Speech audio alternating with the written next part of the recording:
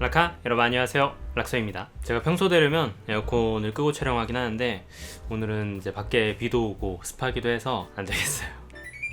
소리가 얼마나 크게 날지 모르겠는데 좀 소리가 나도 양해해 주십시오. 자, 이번 주엔 어떤 영상을 찍을까 개인적으로 고민을 계속 하긴 했습니다. 그러다가 저번에 이제 방송 때 장편 소설에 대한 이야기가 나왔어요. 흔히 말하는 이 벽돌책에 대한 이야기가 나왔죠. 여러분들은 벽돌책 좋아하시나요? 혹시 뭐 많이 갖고 있으시기도 한가요? 저는 솔직히 말하면 막 그렇게 벽돌책을 아주 선호한다까지는 아닐 수도 있을 것 같아요. 그러니까 장편을 좋아하긴 하는데 그렇다고 막 진짜 1000쪽, 2000쪽 되는 그런 책들까지 좋아하느냐라고 하기에는 좀 선뜻 손이 가기 어려운 점은 있잖아요. 아무리 책을 좋아해도 한번 시작하면 야, 이거 언제 끝나지? 이런 생각이 드는 책들 말이죠. 대표적으로는 국내에서 뭐 토지 같은 작품이 있긴 할 것 같은데 저는 솔직히 진짜 평생에 읽어보긴 할까요? 와, 나 진짜 쉽지 않을 것 같아. 무튼 오늘은 제가 책장에 갖고 있는 읽은 것도 포함이고 읽지 않은 것도 포함이긴 한데 벽돌책이라고 불릴만한 것들 한번 소개해드려볼까 합니다. 근데 제가 워낙에 옛날에 뭐 읽거나 읽다가 만 것도 있고 막 그러다 보니까 솔직히 기억은 잘 안 나거든요. 그냥 여러분 이런 책을 갖고 있구나 하고 구경하는 느낌으로 봐주시면 될 것 같습니다. 그래서 이제 책을 고르려고 딱 보다가 제가 고민이었던 게 벽돌책의 기준이 과연 몇 페이지 정도일까? 어느 정도의 두께일까가 좀 궁금하더라고요. 보통 벽돌이 몇 cm라고 했지? 6cm에서 9cm라고 했나? 우리가 길을 걷다가 흔히 보는 그 적색 벽돌 있잖아요. 그게 두께가 6cm래요. 그러니까 6cm 이상 돼야지 벽돌책인가 이런 이제 의문을 가질 수 있긴 할 것 같은데, 근데 여러분 생각보다 사실 6cm가 진짜 만만치 않아요, 책으로 따지면. 그리고 또 책에 따라서 종이에 따라서 완전히 어떤 것들은 되게 얇아 보이는데 페이지 수가 많고 어떤 것들은 엄청 두꺼워 보이는데 페이지 수가 생각보다 많지 않은 경우도 있더라고요. 대략적으로 뭐 600쪽이 넘어가면 벽돌책이다, 700쪽이다, 800쪽이다, 아니다 1000쪽이 넘어가야 벽돌책이다, 여러가지 의견이 있는 걸로 아는데 저는 이번에 한번 제 책장에서 800쪽이 넘는 그런 작품들을 한번 가져와 봤습니다. 물론 오늘 아마 다 소개해드리진 못할 거예요. 다음에 또 이 영상에 인기가 있고 기회가 된다면은 뭐 2탄을 마련해서 나머지도 소개해드릴 수 있을 것 같은데 오늘은 일단 한 절반 정도를 소개해드리는 것을 목표로 영상을 찍어보도록 하겠습니다. 그러면 제 책장의 벽돌책, 자, 첫 번째 한번 소개해드려볼까요? 자, 첫 번째 벽돌책은 그레고리 머과이어의 위키드입니다. 이게 사실은 제가 진짜 옛날에 읽었고요. 이게 이제 중고 서점에서 보일 때마다 한 권씩 사긴 샀는데 제 기억에 3권 읽고 4권을 샀나? 안 샀나? 근데 4권이 안 보이더라고요. 제가 못 찾는 건지. 근데 아무튼 제가 알기로는 요거 6권까지인가 있는 걸로 기억을 하고요. 그래서 절반 정도 저도 아마 읽은 걸로 기억을 합니다. 요게 이제 내용 자체는 초록마녀 이야기예요. 오즈의 마법사 세계관을 공유하고 있고 그 안에서 초록마녀를 주인공으로 사실 막 엄청난 마법과 판타지들이 나오긴 하는데 그런 것들이 막 빵빵 터지고 이런 느낌보다는 그 안에서의 뭐 차별이라든지 여러 가지 감정적인 측면, 또 뭐 친구와의 관계라든지 다른 사람들과의 뭐 음모라든지 이런 것들에 좀 많이 초점을 맞추고 있는 듯한 느낌이더라고요. 이게 기본적으로 판타지물이라 그런지 재미를 보장하긴 합니다. 아마 읽으셔도 후회하시지 않으리라 생각이 들기도 하고, 요거 뭐 뮤지컬로도 되게 유명하지 않나요? 저는 보진 않아서 모르겠긴 한데 말이죠. 아무튼 이 위키드 제가 3권까지 읽고 뒤에 것도 읽어봐야겠다 가끔 생각을 하거든요. 근데 솔직히 진짜 몇 년 돼가지고 앞부분이 이제 기억이 좀 안 나잖아요. 그러면 읽으면서 다시 읽어야 돼? 재밌긴 한데 다시? 그렇게 생각하기가 좀 막막해져요. 그래도 책장에 이게 좀 아쉽잖아요. 뭔가 1, 2, 3권이 있는데 4, 5, 6권이 없다? 그러니까 완결이 안 난 채로 책장에 꽂혀있다? 그거 좀 아쉽거든요. 나중에 기회가 된다면 제가 뒤에 책들도 구매는 할 예정이긴 한데 그때 구매하고 과연 읽을지까지는 잘 모르겠긴 합니다. 뭐 이런 책들이 특성상 한번 읽기 시작하면은 정신없이 읽기도 해서 사실 뭐 힘들다고 생각도 잘 안 하고 즐겁게 읽을 게 분명한데도 그 분량 자체, 벽돌책이다 그렇잖아요. 이 분량 자체에 좀 압도되는 듯한 느낌이 있죠. 근데 제가 이거를 되게 재밌게 읽긴 했나봐요. 왜냐면은 제가 이 책도 갖고 있거든요. 뭐냐면 위키드 영문판이에요. 표지가 똑같아 보이는데 여기 진짜 특이한 게 진짜 신기하죠. 옆에가 이렇게 초록색으로 칠해져 있어요. 요런 디자인을 채택한 경우가 사실 많지 않을 거예요. 왜냐면 어쨌든 생산 단가가 올라가다 보니까 말이죠. 근데 이 위키드란 책이 영문판에서는 초록마녀라는 컨셉에 맞게 옆면을 이렇게 초록색으로 칠한 게 너무나 인상적이어서 언젠가 한번 봤을 때 좀 구매했던 것 같습니다. 물론 읽어보진 않았어요. 이걸 뭐 어떻게 읽겠습니까? 아무튼 좀 가볍게 판타지 쪽으로 첫 번째 벽돌책을 소개해드려 보았고요. 그 다음은 요거 있네요. 박지리 작가의 다윈영의 악의 귀원. 인간 진화에 관한 미싱 링크를 찾아서 어떠한 죄도 짓지 않은 채 어린 시절과 결별하고 어른이 된다는 게 가능할까? 요 다윈영의 악의 기원, 요거 뮤지컬로도 아마 만들어졌나 그래가지고 좀 기억하시는 분들이 계실 거고, 제가 옛날에 박지리 작가에 대한 이야기를 몇 번 언급한 적은 있을 거예요. 왜냐면 박지리 작가의 맨홀이라는 작품을 처음에 읽고 사계절 출판사에서 나온 그 이후에 이 작가 되게 독특하다라는 인상을 되게 많이 받았거든요. 뭐 지금 이 자리에서 맨홀에 대한 이야기를 많이 할 수는 없긴 한데, 제가 그때 맨홀을 읽으면서 무슨 생각을 하냐면, 청소년 문학인데 당시 아몬드가 엄청나게 유행하고 있을 때였어요. 근데 제가 그때 맨홀 딱 읽으면서 아몬드보다 훨씬 괜찮은데 라는 생각을 많이 했었거든요. 물론 이제 개인적 취향에 불과할 수도 있긴 하지만 그만큼 박지리 작가의 글이 괜찮다고 느껴지기도 했고, 그래서 궁금해서 다인영의 악의 기원 역시 사봤던 케이스입니다. 요게 분량이 지금 딱 봐도 심상치 않잖아요. 페이지가 800쪽이 넘어요. 엄청난 분량이죠. 이거를 어떻게 단권으로, 원래는 아마 2권짜리로 나눠져 있는 경우도 있는데 저는 이제 합본판으로 구매를 한 케이스고요. 뭐랄까 막상 읽어보면 되게 해외 작품 같다, 그러니까 외국 작품 같은 분위기가 많이 풍기긴 해요. 뭐 안에 세계관도 그렇고 여러 가지 설정들이 좀 독특한데 한국 작가가 이런 글을 썼다고 라고 생각할 만 하거든요. 이 작품은 기본적으로 디스토피아 배경으로 하고 있습니다. 그래서 이 세계가 어느 정도 계급이나 재산에 따라서 구획이 나누어져 있거든요. 그래서 어찌 보면 가장 중심에, 가장 부유한 쪽에서 살고 있던 한 청소년이 점차 다른 구역에 관심을 갖게 되고 자신의 어떤 기원을 따라가면서 감춰져 있던 진실을 발견하게 되는 그런 내용이라고 보시면 될 것 같습니다. 상당히 잘 읽히고요. 뭐 800쪽이긴 하지만 저 그때도 되게 금방 읽었던 걸로 기억해요. 한번 잡으면 막 100페이지, 200페이지가 쑥쑥 넘어갔던 걸로 기억합니다. 뭔가 이런 식의 서사를 가진 또 이런 분위기의 한국 디스토피아 문학이 많지 않다 보니까 저는 충분히 읽어보실 만한 작품이라 생각이 들고요. 또 이제 박지리 작가의 다른 작품들도 상당히 좋은 게 많다고 듣긴 했는데, 뭐 여러모로 참 안타까운 작가예요. 꽤 이제 이른 나이에 돌아가시기도 했거든요. 그래서 여러분들이 만약에 박지리 작가에 대해 찾아보신다면 좀 되게 독특한 지점을 많이 발견하실 수 있을 거예요. 뭐 일찍 돌아가신 건 안타까운 일이긴 하지만 되게 약간 은둔형에 가까운 작가였던 것 같기도 하고, 제가 그때 뭐 여기저기서 이야기를 듣기로는 처음에 원고를 사계절 출판사론가 이제 보냈다고 해요. 근데 그냥 박스에다가 원고를 그대로 뽑아서 그냥 툭 하고 보냈다고 하더라고요. 처음에 사계절 쪽에서는 자기들이 낸 책들과의 어떤 분위기나 방향이 좀 많이 달라가지고 내지 않으려고 했었다가 이 작가의 글이 너무나 인상적이고 또 좋다 보니까 결국에는 출판을 결정해서 출간을 하게 됐다고 해요. 그래서 제가 기억하기로는 박지리 작가의 책은 다 사계절 출판사에서 나와 있는 걸로 알고 있습니다. 근데 아까 말씀드렸다시피 박지리 작가가 좀 일찍 세상을 떠나셨잖아요. 그래서 참 사계절 출판사가 많이 사랑한 작가가 아니었나 싶어요. 저는 한 출판사가 이렇게 한 작가에게 애정을 많이 보이는 경우가 좀 드물다고도 생각이 들긴 했었는데, 그 이후에 박지리 작가를 잊지 않고 계속 이제 관련 작업을 해오다가 몇 년 전이었나 박지리 상도 제정을 했던 걸로 기억해요. 사계절 출판사에서 박지리 문학상을 제정해서 그 정신을 이어서 계속해서 수상도 하고 박지리 작가를 기억하려고 하는 모습을 보여주고 있는 것 같습니다. 박지리 작가의 당시의 인식으로는 사실 대중에게 많이 알려진 작가는 아니지만 읽어본 작가들 또 문단 내에서는 상당히 호평을 받던, 기대되는, 분명히 이 작가 좋은 작품을 계속 쓸 것 같다 이런 예상을 받는 작가이긴 했는데요. 그러다 보니까 좀 더더욱 안타까운 부분이 있긴 합니다. 주로 청소년 문학 쪽도 많이 있고 좀 가볍고 재미있는 작품도 많이 쓰시는 작가였는데, 관심이 생기신다면 박지리 작가의 다른 작품도 읽어보셔도 좋고 다인영의 악의 기원도 좀 길긴 하지만 읽어보셔도 좋을 것 같습니다. 오랜만에 박지리 작가에 대한 이야기를 하다 보니까 좀 말이 길어진 부분이 있긴 하네요. 원래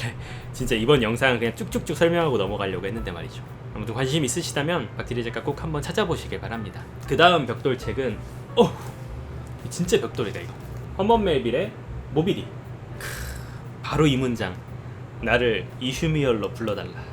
바로 이 문장, 너무 유명한 허먼 멜빌의 모비딕이죠. 옛날에 국내에는 백경으로도 아마 출간이 되지 않았나 싶어요. 근데 지금은 대부분 아마 모비딕으로 나와 있을 것 같습니다. 근데 시중에 나와 있는 이제 모비딕 중에서 조금 조심하셔야 되는 것들 중에 하나는 이게 되게 긴 작품이에요. 지금 보시다시피 책 판형이 엄청 큰데도 쪽수가 800쪽이 넘어요. 주석도 어마어마하게 많고 상당히 긴 작품인데 가끔 인터넷에 보면은 되게 짧은 작품들이 있거든요. 그런 것들은 발췌이기 때문에, 물론 이제 뭐 어린이를 위한 발췌 이런 것들이라면 좀 이해는 되긴 하는데, 혹시라도 이 모비딕을 읽으실 생각이라면 완역이 되어 있는 버전으로, 꼭 이 뭐 문학동네 버전이 아니어도 그런 걸로 잘 찾아보셔서 읽어보시면 될 것 같습니다.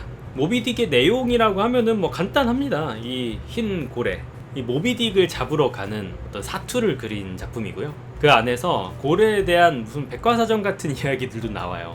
뭐 고래 뭐 특성과 막 이런 뭐 여러 가지 특징들을 다 정리해 놓은 마치 진짜 문서를 보는 듯한 느낌의 부분도 있습니다. 그런 것들을 다 읽어내면서 과연 도대체 어떤 사연 때문에 이 흰 고래를 잡으려고 이렇게까지 혈안이 되어 있는지, 그리고 또 이 당시에 어떤 포경산업, 한마디로 고래를 잡는, 어떻게 잡고 무엇 때문에 잡았는지 그런 것들을 너무나 잘 보여주고 있는 작품입니다. 물론 이 작품 속에서 허먼 멜빌이 쓴 모든 정보가 다 사실과 일치하진 않아요. 그러니까 예를 들어서 이제 고래에 대한 여러 가지 당시의 통설이나 이런 것들은 지금에 밝혀진 바에 따라 많이 달라진 것들도 있거든요. 그렇다 보니 꼭 사실이라고 읽으실 필요는 없긴 하지만 대부분 사료적 가치까지 있지 않을까 싶을 정도로 상당히 디테일하게 뭐 고래 사냥에 대한 작업들, 그런 것들 너무나 잘 묘사하고 있는 작품이라서 사실 우리가 쉽게 볼 수 있는 묘사들이나 장면들이 아니잖아요. 저는 충분히 읽어보실 만한 작품이고, 요거 어쨌든 워낙 좀 악명이 높은 작품이잖아요. 모비딕이 유명하긴 한데 읽어본 사람이 좀 많지도 않기도 하고요. 지금 이 판형의 800쪽이다 보니 당연히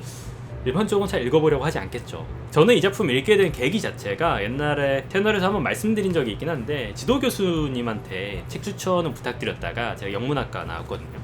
네, 교수님이 악명이 높긴 하지만 모비딕, 영문학의 정수라고 불리는 모비딕을 읽어보시면 좋겠다라고 말씀을 해주셔서 항상 머릿속에 두고 있다가 저번 날 몇 년 된 것 같아요. 일러스트판이 같이 나와가지고 요거를 구매해서 같이 읽어본 것 같습니다.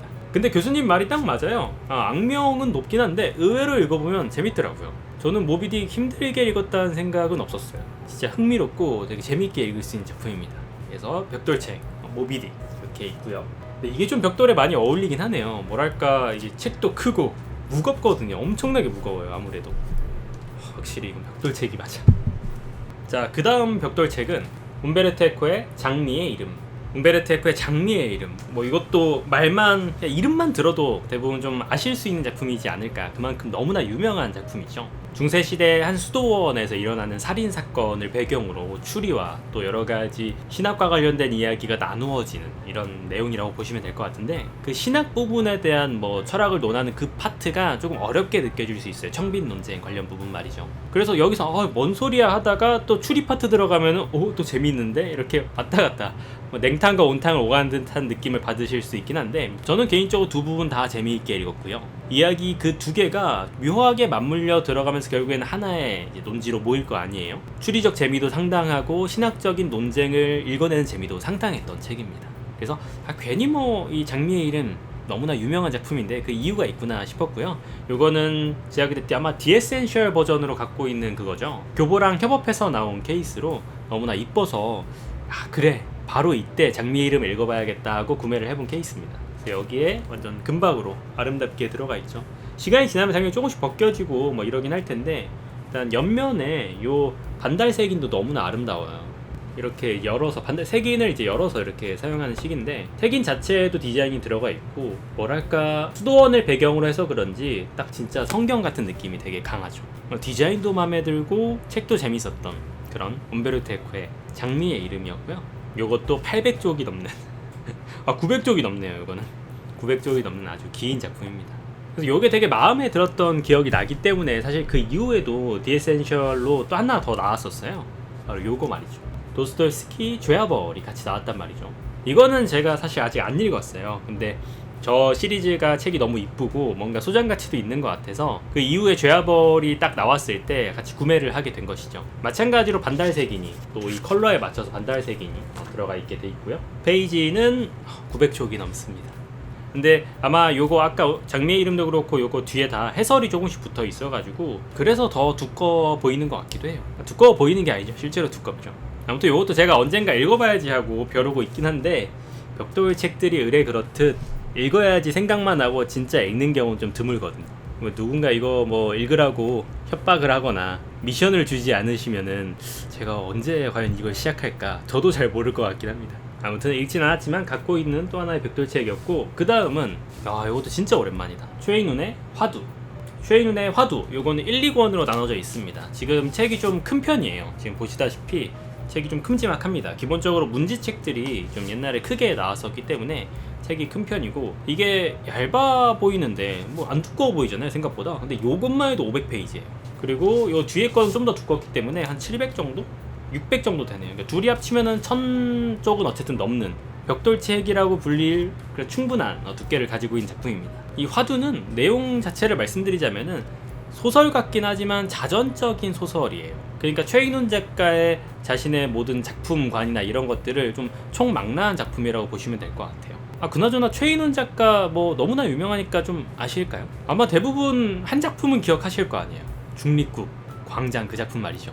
저는 진짜 옛날에 최인훈 작가의 광장을 읽고 너무 좋아가지고 그때 이후로 정말 많은 사람들에게 꼭 한번 읽어봐라. 그러니까 교과서에 그 어떤 발췌된 그 부분만 보지 말고 그걸로만 기억하지 말고 꼭 풀텍스트를 읽어봐라. 정말 잘 쓴 작품이다. 너무 잘 썼다. 읽을 때마다 감탄을 한다라고 말하고 다녔거든요. 지금도 그 마음은 변치 않습니다. 여러분들 교과서 문학이고 또 너무 옛날 느낌이고 뭐 이념 나오고 그래서 좀 올드하다라고 생각하실 수 있지만 최인훈의 광장은 정말 잘 쓴 작품이로 저는 꼭 읽어보시길 추천드려요. 사실 교과서에 실린다는 것 자체가 그 작품의 퀄리티를 이미 반증하는 거거든요. 근데 우리가 그 시절 너무 열심히 공부해서 뭐 이 학업에 시달려서 그런지 이상하게 교과서 문학들은 이후에 성인이 된 이후엔 잘 쳐다보지 않으려는 경향이긴 한데 꼭 한번 읽어보시길 추천드립니다. 최인훈 작가는 뭐 그만큼 우리 국내 문학사에서도 어떤 손꼽을 만한 작가 중에 한 명이고 또 소설뿐만이 아니라 신화나 설화들을 극으로 또 다시 만든 그런 업적도 같이 갖고 있는 작가라고 보시면 돼요. 그래서 사실 저도 최인훈 작가의 작품을 정말 많이 읽어본 것은 아니라서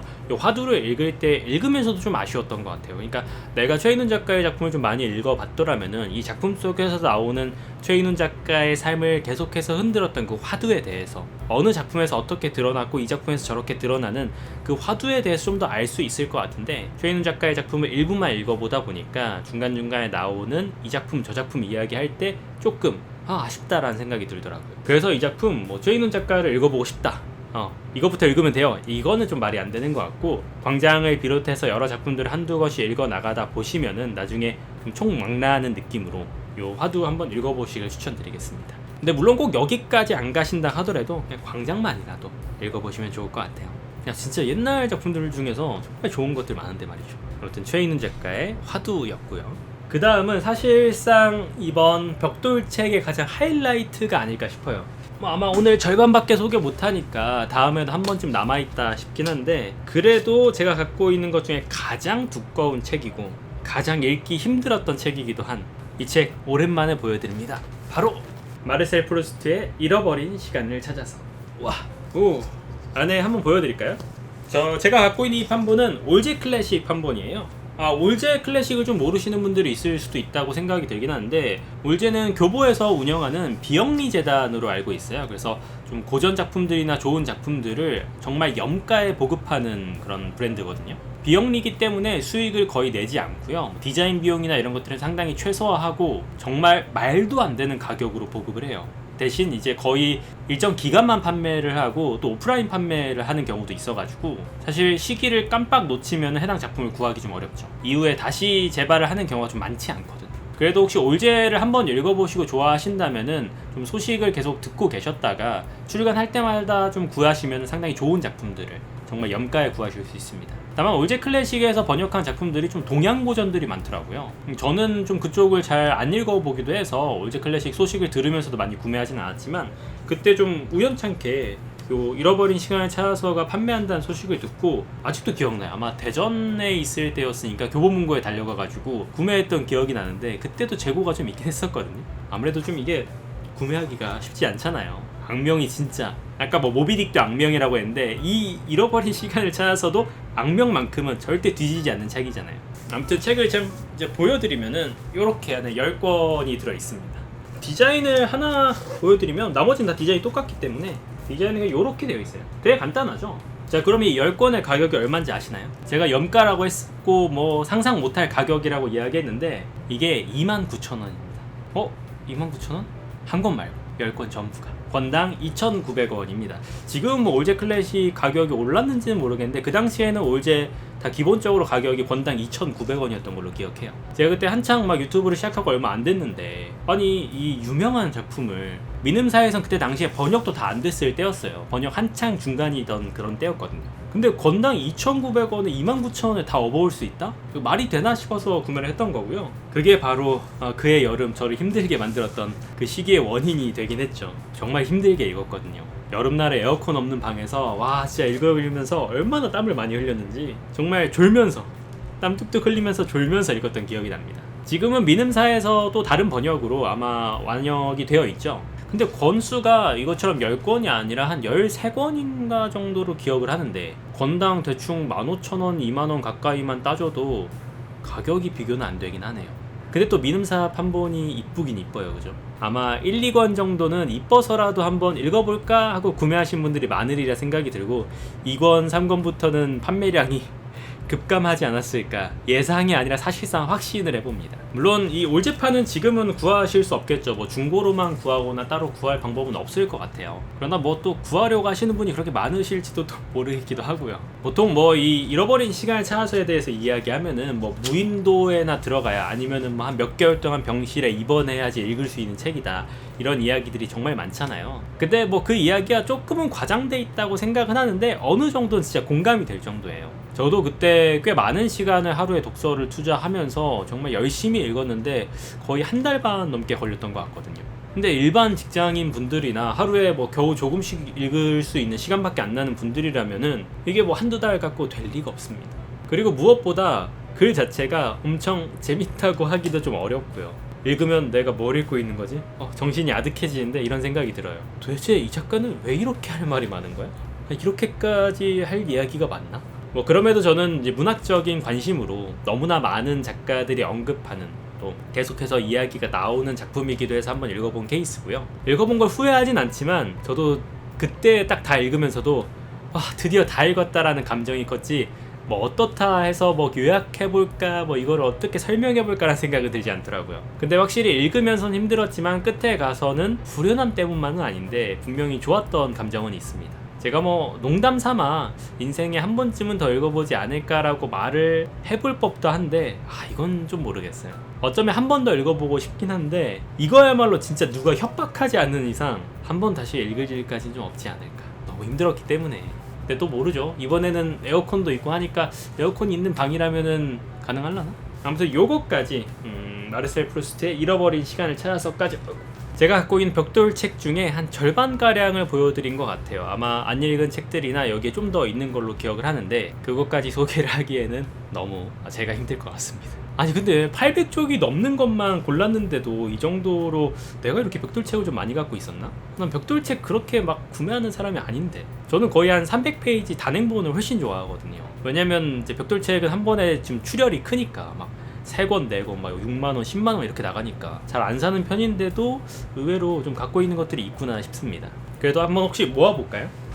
이거 모으면 내가 안 줄 수 있긴 하나? 어머 에헤이, 책에 숨 막힌다는 것이 이런 느낌인가? 오늘 준비한 벽돌책 이야기는 여기까지고요. 여러분들이 갖고 계신 벽돌책은 뭐가 있나요? 아마 세계문학 전집에서도 꽤 벽돌책들이 있잖아요. 제가 지금 딱 힌트를 드린 것만 해도 기억난 작품들이 몇 개 있으시리라 생각이 드는데 여러분들이 갖고 계시는 또 인상적이었던 벽돌책 있으면 또 소개해 주시고요. 댓글로 요청이 많다면, 또 조회수가 괜찮다면 소개하지 못했던 벽돌책 2탄까지 준비해서 갖고 오도록 하겠습니다. 무너질 것 같으니까 저는 이만 들어가도록 하겠습니다. 어휴. 그럼 안녕히 들어가세요.